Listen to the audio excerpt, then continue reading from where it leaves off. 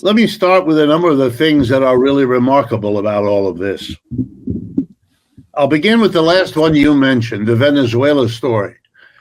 That really has to be called a kind of remarkable extension of what Mr. Trump and his people have been doing.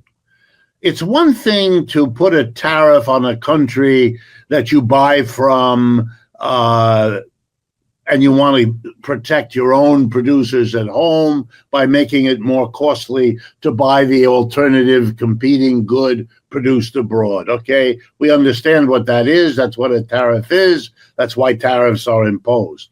But what the United States just did with Venezuela is different.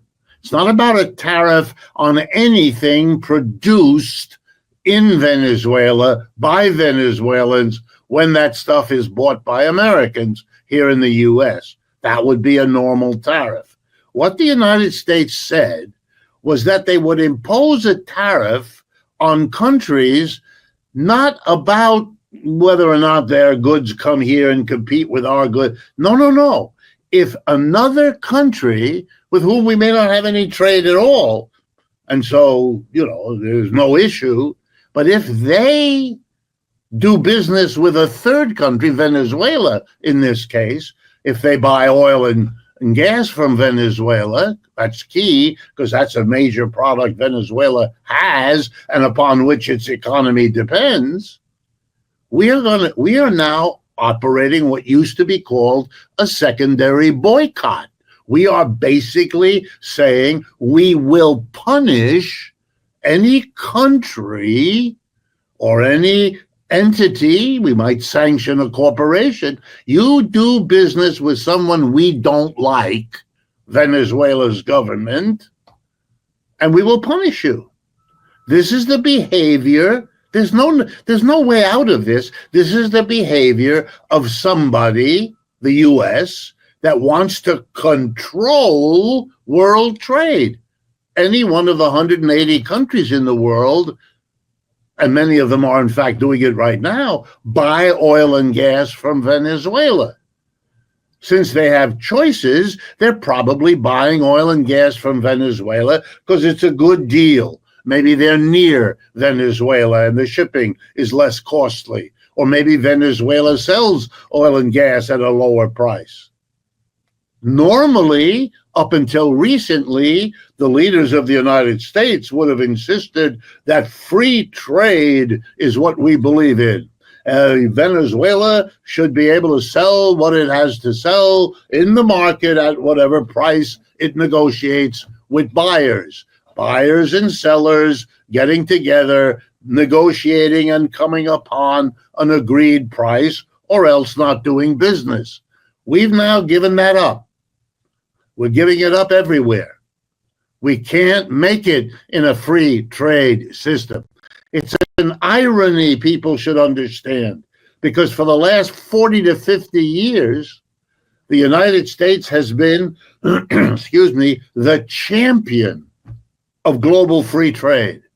The country that most insists that the government shouldn't tell you what to do economically.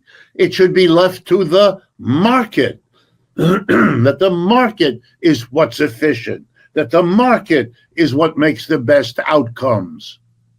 Well, either we were lying then, or we've had an epiphany and dropped all of that. But here's my explanation. We are losing the competition in the world free market. If you pay close attention, for example, to the public statements of Xi Jinping in China and many others, they're the ones pushing free trade. The United States is backing away from free trade, and there should be no mystery as to why. The Chinese figured out how to do what the United States used to be the best at: produce high quality, low price. Well, the Chinese are now showing us that other people can do what the United States did, just like the United States showed the British 100 years ago that we could do more and better in this country than they could do there. Competition has winners and losers. And what winners tend to forget is that you are giving an incentive when you win for the loser you beat to now come back and beat you next time. It works that way in sports, and it works that way in economics too. And the United States is now behaving like the desperate loser economically, who has to try to control everything, because if they leave it to the free market, they're sunk. Let me give you the simplest example that makes it dramatic and touches on our government right now. Number one, you don't know when you impose a tariff what its results will be. You know, it's a little bit like raising an interest rate or changing the value of your currency or any other kind of important economic change. It can go this way or it can go that way, and it depends on the context and the other things going on, what the effect of a tariff or any of these other things will be. So when you hear either Mr. Trump or any of his economic advisors telling you we're putting on a tariff because it's going to have this particular result, my politest way of responding is you'd be better off talking to somebody else, because this is a person who is telling you something they cannot know. Okay, now let's be concrete about what is going on in the U.S. right now. Mr. Trump, in order to look like he's the big, powerful leader who's going to bring us, just like your clip said, riches beyond imagination and all the rest of that kind of talk, he is levying tariffs on our neighbors to the north and south, Mexico and Canada, on our European, I was about to say allies, but that's not so clear anymore, and on all the dirty 15 and all the rest that are being talked about. And that's going to mean that if you buy something from Canada or Mexico or Europe or any of the others that have a tariff, you're going to have to pay more money. You're going to have to buy the object and pay whatever it costs, plus the tariff, which is a tax imposed by the United States on these goods and services coming in, which will be charged to you, the buyer, and that money you pay will go to Uncle Sam.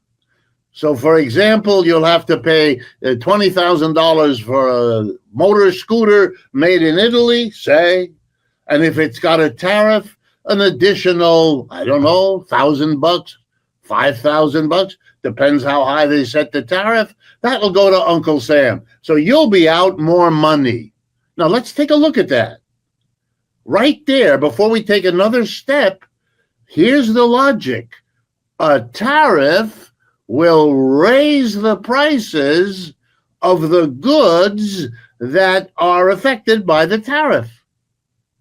If we're not going to bring in avocados from Mexico, because that's where most of them come from, without a tariff now, if we're going to put a tariff on them, that's the threat. Well, then your avocado, however you eat it, is going to cost you more. Long story short, it's going to worsen the inflation. Wow, that's serious. Do we know in advance that that's going to happen? No, it could be offset by something else. If, for example, the cost of oil and gas were to collapse and we were to suddenly go back to $2 a gallon to fill our car at the same time that we impose tariffs, then the one would offset the other and there might not be an inflation. Is that possible? Yeah. Is it likely that oil and gas prices are going to collapse? No, which means it's probably going to be inflationary. And I could go on and on and on. But there is something about the tariff program of Mr.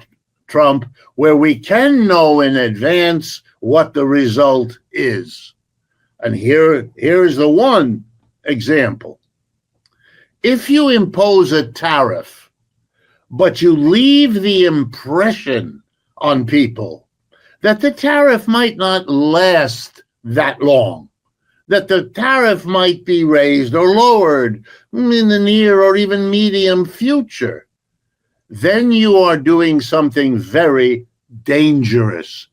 Why am I telling you this? Because Mr. Trump has been doing that. He's imposed a tariff, then he's taken it away. He's imposed a large one. Then he said he's going to do instead a small one. It's not clear if they're going to last for a few months or a few years or indefinitely. That is important for the simple following reason. Every large corporation that either does business abroad, which is most large American corporations do that, or even if it doesn't, but it depends on buying things from abroad or selling things from abroad and so on, they have to calculate, should we invest, for example, if we're doing well in a new factory? If you're doing well, hopefully, this is the kind of question your executives face.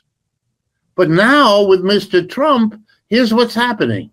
They're not investing because they can't decide where. Two of the largest Japanese companies that make automobiles, I won't mention their names, but you all know them, have just informed the Mexican government that the plans they had told them they were going to build more Japanese automobile factories in Mexico. There already are a bunch. Almost every automobile company does something in Mexico. But they just announced they're not making the investment for the time being. They may in the future, but they're holding back. Why? Because they know it makes no sense for them to invest in a car company in Mexico on the hope that they could sell those cars in the United States without paying a tariff, because there isn't one now, and there hasn't been one between the United States and Mexico for many years. Now they don't know. They don't know where to put it. Maybe they should build it in Texas. Maybe they should build it in a third country. Maybe they should stay home in Japan, build it there, and ship. Here's what's happened. Many, many companies have already announced very clearly, because they have no reason to hide it, that because of the uncertainty within which the whole tariff conversation is discussed, they're holding back. And the way capitalism works, if the corporate sector holds back investment, means it's not hiring the workers it might otherwise have hired. It's not buying the goods and services it would have had to buy if it had made the investment. And so suddenly the demand for people, the demand for goods and services falls down, and we get what's called a recession. That's why you hear all the talk of recession now. The fault and the blame goes first to the corporate executives who make the decision to invest or not, here or there. You know, we are all, let's remember, we are all held hostage. If you live in a capitalist system, we are all held hostage for our jobs, our incomes, and everything else by the decision of the tiny minority of top executives who make all the investment choices that we have to live with.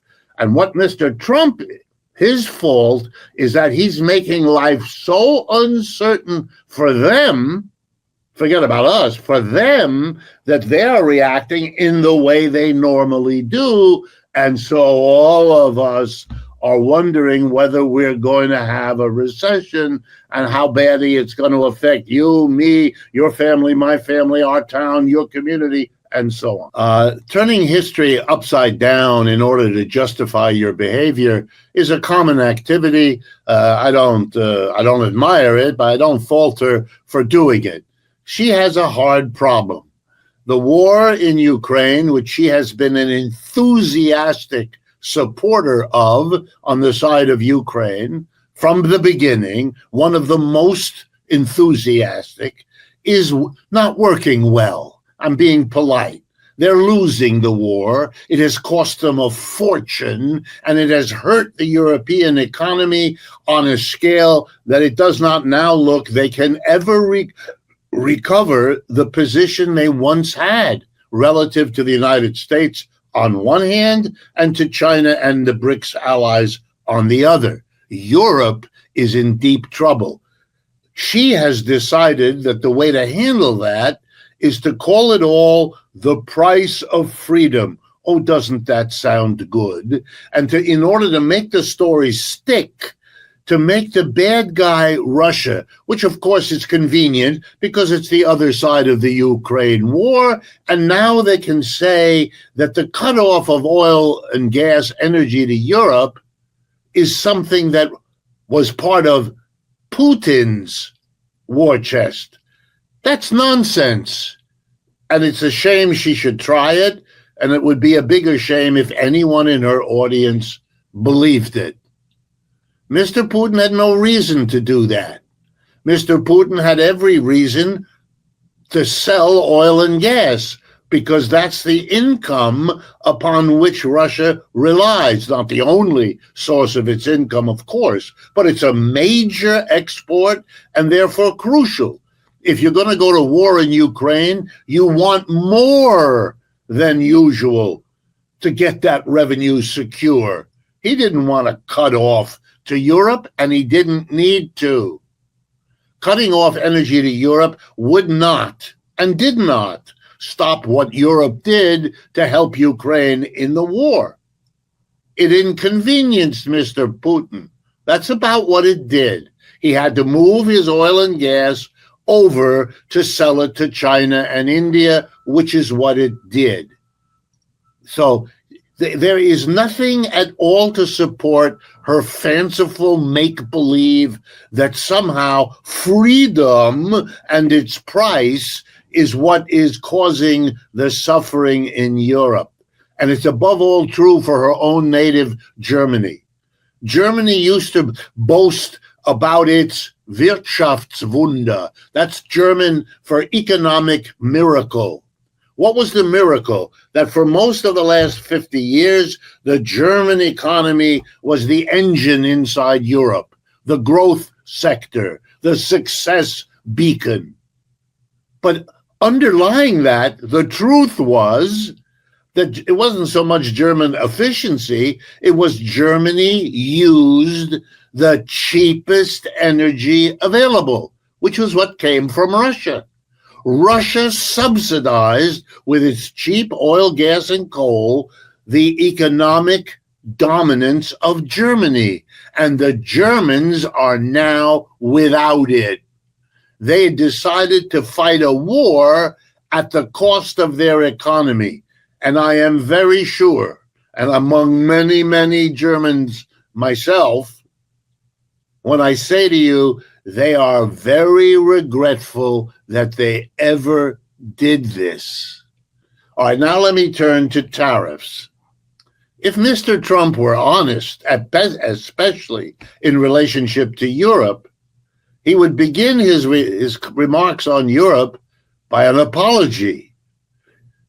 The United States they were willing, but the United States drew the European nations into an alliance against Russia. And the Europeans have contributed weapons and money in large amounts, and they have suffered no more purchases of oil and gas to be supportive of the Ukraine war and to be punishing Russia. And boy, have they paid the price. Germany is now not only not growing faster than the rest of Europe, it's not growing at all. It's shrinking. It has a negative economic growth, a recession. It's holding down the rest of Europe. It's a disaster. You can't run a business in Germany because the cost of energy is so high that you've becoming non-competitive with other countries around the world, particularly China, who, along with Germany, is one of the world's great exporters. China has not had an inflation. China has not had a rising price of its energy. Well, first, a word about tariffs, since I have discovered that many Americans, at least, do not literally understand what it is. A tariff is a tax. It's the name of a particular tax. Usually, a particular tax has an adjective in front of it, like income tax. That's a tax on our income. Or property tax. That's a tax on our property. Or sales tax. That's a tax on when we spend money. A tariff is on a tax when we import something, and it just has its own name rather than being called import tax. And by the way, for most of American history, it was called an import duty because duty and tax are synonyms. So a tariff is a tax.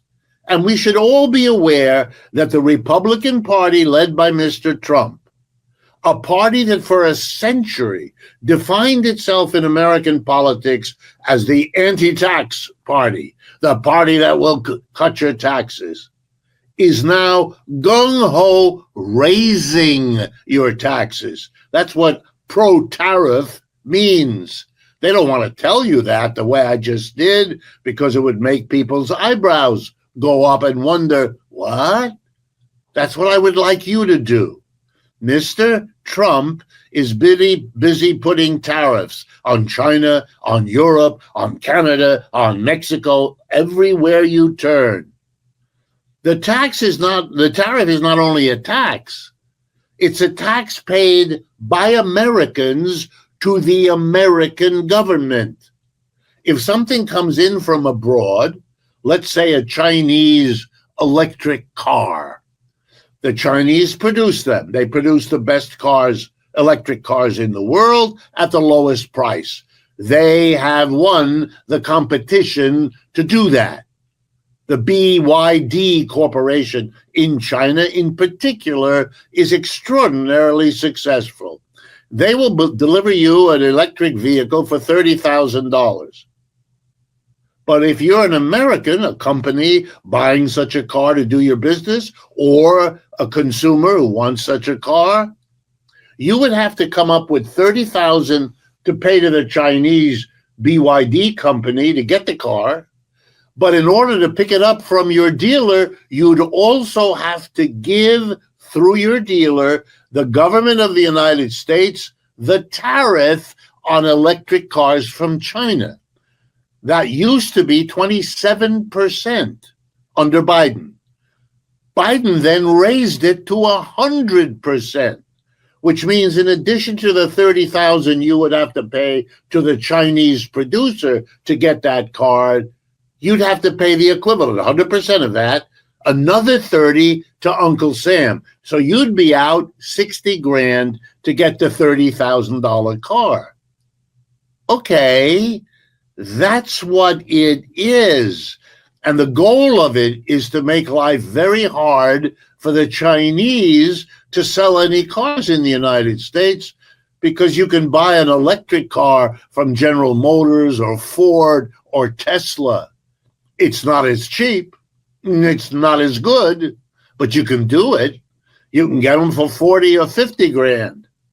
More than you'd have to pay if you could buy the better car from China, but less than you'd have to pay. And so if you go around America right now, you don't see any BYD cars or trucks. If you go to Europe right now, as I'm speaking to you, they're all over the place.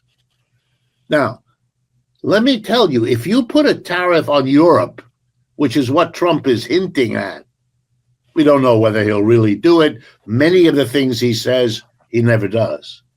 But if he puts a tariff on Europe, it will mean that Europe will discover that America, its major market in the world, will buy fewer things because it's too expensive. Because for me to buy such a European thing, once a tariff is attached, I'll have to supplement what I pay for the thing by paying Uncle Sam whatever the tariff is he puts on it. So the Europeans will suffer a loss of their exports, and that will damage their economy. Companies who lose that business will lay off workers in Italy or Germany or Britain or France. And that will, unemployment means they're not paying taxes because they don't earn the income. They are relying on government supports, which for unemployed people are much more generous in Europe than they are in the United States, as they have been for many decades.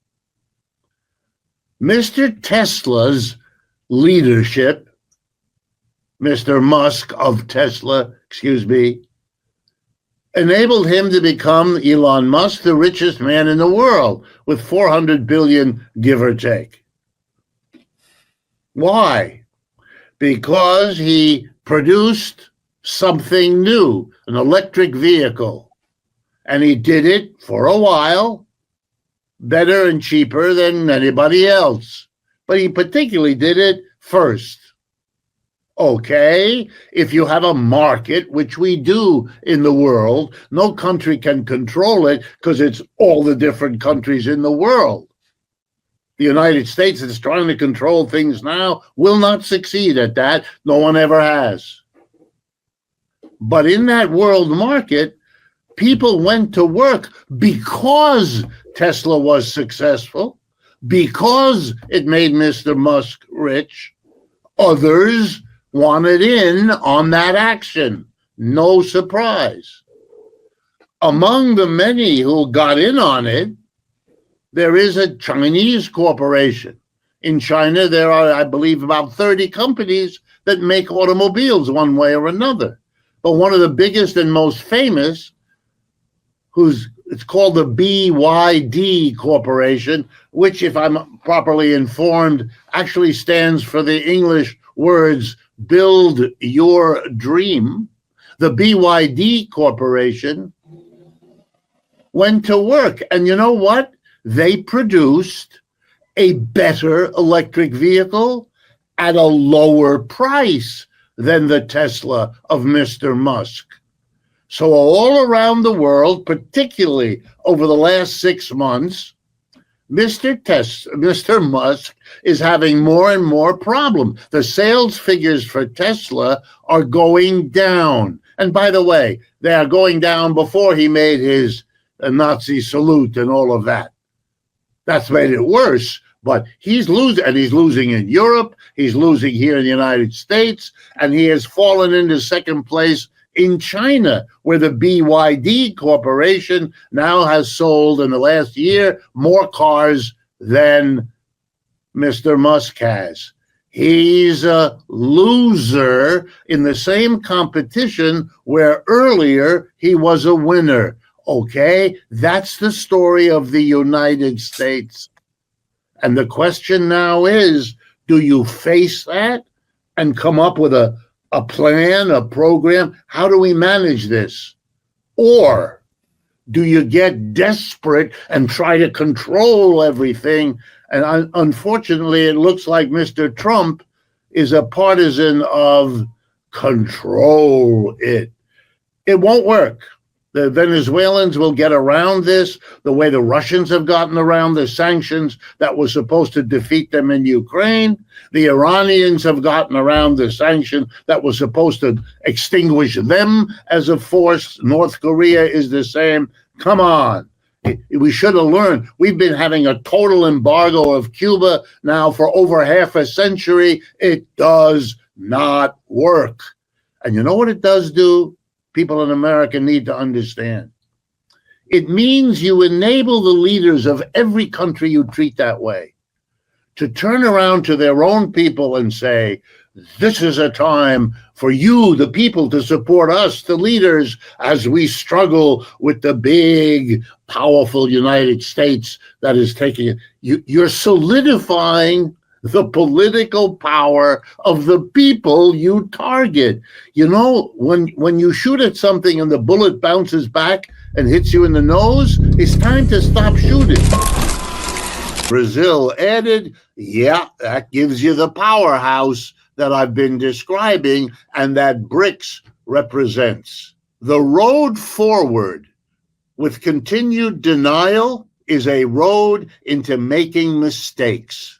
The United States made a mistake in the war in Ukraine. It's crystal clear. Let me remind everyone, at the beginning of the war in 2022, there were predictions from the president on down. Russia would be destroyed. Russia would fall to its knees. The ruble would collapse. Russia would become dismembered. Putin would be ejected. None of that happened. Nothing remotely like it happened. Why? Because they didn't understand BRICS, what it meant, what it could do, how it could intervene with Russia to change the outcome. More such mistakes are coming if you continue to pretend that we're all in some old Cold War 2.0 rather than in a new economic situation. Look, I do understand. I'm an American citizen, born here, lived here, worked here all my life. It is very hard to be in the period of decline of an empire. I'm sure it was hard for the British, who lost their empire a century ago, and it was hard for the Dutch and the Persians and the Greeks and the Romans. Every empire that goes down is kind of hard. But we do have the benefit of knowing that and making at least some choices to accept it, to understand it, and to work out a live and let live with the rest of the world. Otherwise, the doom and gloom predictions of World War III and all the forms that is taking will in the end overtake us. Not because they have to happen, not because they're built into the system, but rather because a population the decline has to do with something you might even call natural. And by that I mean every empire that the world has known, from ancient Greece, Rome, right on to the modern one, and indeed the one that gave birth to the United States, namely the British Empire, of which the United States was once a minor colony. Never as important to Britain as India was, never as important to Britain as much of Africa, particularly in the north, was, but an important part that it fought a war to keep, the Revolutionary War of the 18th century. Okay, the United States inherited the empire from the British. By the end of the 19th century, and certainly by the time of World War I in the 20th century, Britain's empire was in decline and the American empire was rising to replace it. And the rise of the American empire went across the entirety of the 20th century. It was a good ride for the United States in the sense that across the rise of the empire, almost all boats were lifted. White Americans, at least, enjoyed rising incomes, rising job opportunities, better housing, public schools in the middle, and so on. The 20th century was a remarkable good time for the United States because we lived in a rising empire. By the time of the 21st century, now, the last 20 years, what we should have known was coming arrived. Every empire that went up went down eventually. Every one, no exceptions. the betting person would have understood in 1940 or 60 or 80 that it wasn't a question of whether the empire and the economy would decline, but when. And when just came about 15 years ago, the way I count it, but give or take, it's never something that happens at a moment. And here are some of the signs, if you like. You might have missed one or the other, but when you add up all of those I'm about to give you, it's unmistakable. The war in Vietnam was a war between the United States and the Communist Party, initially of North Vietnam. The Communist Party of North Vietnam won the war, and the United States lost the war. That's the reality. The government of unified Vietnam, North and South, since that time, since 1975, the government has been the Communist Party. Our enemy won, we left and lost. A little while later, we fought a war in Afghanistan against something called the Taliban. We lost, they won. You know who governs Afghanistan now? Is the Taliban. We lost in Iraq. We wanted to do away with none of that worked. Yes, Saddam Hussein is gone, but the Shia and Shiite militias and all, that's who governs Iraq now. And we're in the process of losing the war in Ukraine. These are not just isolated events. Mr. Trump doesn't express anything that would give me the sense that he has even the faintest clue about what the decline of the United States involves and what it represents. Because if he did, he wouldn't have, not even Donald Trump would have the audacity to suggest he can hold it back. That's a little bit like imagining that scary runaway train can be controlled if you just say stop. Or it's right up there with the way to deal with the problem of drugs is to just say no. It doesn't tell you anything about the problem, but it tells you that there's something wrong with a person who says such things because they're so out of touch. So Mr. Trump, sure, he blames Mr. Biden and by extension, Mr. Obama or Clinton or Bush, whoever went before him made a whole host of terrible mistakes, which he's going to fix. All of them were deficient in putting America first, but this one is going to do it. You know, it's a kind of cheap theater that tells you about the person putting it on and not about the reality. This is a country that is engaged in what psychologists call denial. You know what they mean by that? It's when a love relationship that's important to you goes south, it goes on the rocks, it falls apart, as those things sometimes do. And then there's that weird moment when one of your friends finally lets you know that that's the thing, and you feel bad, not only because the relationship is broken, but that you were the last one to kind of figure it out because you denied it. There were lots of signs of what he or she said or did or didn't say or didn't do, but you missed them all because you wanted to hold on. It's understandable. I understand it. I'm an American, born and lived and worked here all my life. And I'm surrounded by fellow Americans, but I'm afraid I'm the one that has to say to them, look, here's the problem. Mr. Trump's bloviating bluster, that doesn't even admit the problem is there, let alone have a solution. You're going to grab the Panama Canal? You know what that's like?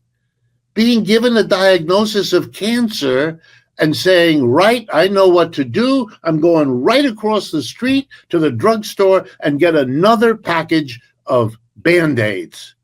Oh, you need help, because you're not dealing with what you just were. There's another center for world wealth and power.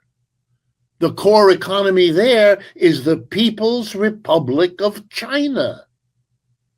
With its allies, we are called the BRICS, BRICS, Brazil, Russia, India, China, South Africa, to which a whole bunch of other nations have been added. Now I count them about 22 altogether. And what's interesting about these 22 is that together, their GDPs, if you add them up, are significantly bigger than what you get if you add up the GDPs of the G7, the United States and its allies. For the United States and its allies, you add it up, it's about 28% of the world output. If you add up the GDP of the BRICS, it's about 37% of the world's output. That's where the wealth is concentrated in the world today, not in New York and London. And you know what? It's showing up everywhere. Every African country thinking about building a railroad, do they go to Washington and London to get financing, to make arrangements? Sometimes. But they can play these two powerhouses against each other, and they all do. They then go to Beijing or New Delhi or somewhere, and they see if they can get a better deal, which they often do, which is why railroads right now in Africa are being built more by them than by the G7. And I could go on and on and on. The International Monetary Fund, an institution set up by the United States and the G7, and faithful to them, and supportive and biased toward them, issues an annual list of how each economy is growing. Not how much GDP they have, but how is that GDP growing? They released, this last week, they released their numbers for the year 2024 just completed. The United States economy grew 2.8%. Right? The Chinese economy, 5%. That's almost double. In other words, the gap is growing. India's growth, according to the International Monetary Fund, in 2024 will be about 7%. That's almost 3 times the rate of, in other words, the gap between them is getting bigger, is also typical empire decline. When it happens, the rich and the powerful are in a position to hold on to what they've accumulated. It's the rest of us, the middle and the lower classes, upon whom the costs of decline are offloaded. And that's what's happening in America. Let me give you the most glaring example. We have a minimum wage, a federal minimum wage, designed to protect the poorest of the poor. And the federal minimum wage in this country is $7.25 an hour. And believe me, if that's what you're paid, you're a poor person. But that's what we have. The last time it was raised by the people who run this country, the U.S. Congress, was in the year 2009, which means in the last 16 years, and in every one of those 16 years, prices rose in America, which meant that the $7.25 per hour that those poor millions got could afford fewer goods each year. We have, as a nation, savaged the people at the bottom. What kind of country does that? Try. I live in New York City. Try to live in New York City on $7.25 an hour. There'll be so much money at the end of so much month at the end of the money that you'll be standing around supplementing your income with a cap in your hand and hoping against hope that you don't freeze to death. This is an What is going on? Mr. Trump is apparently going to cut social programs. Okay, that's what is really accommodating the decline that he pretends A isn't there, and which he is going to reverse by saying as often as possible, America first, or by such profound acts as changing the name from the Gulf of Mexico to the Gulf of America.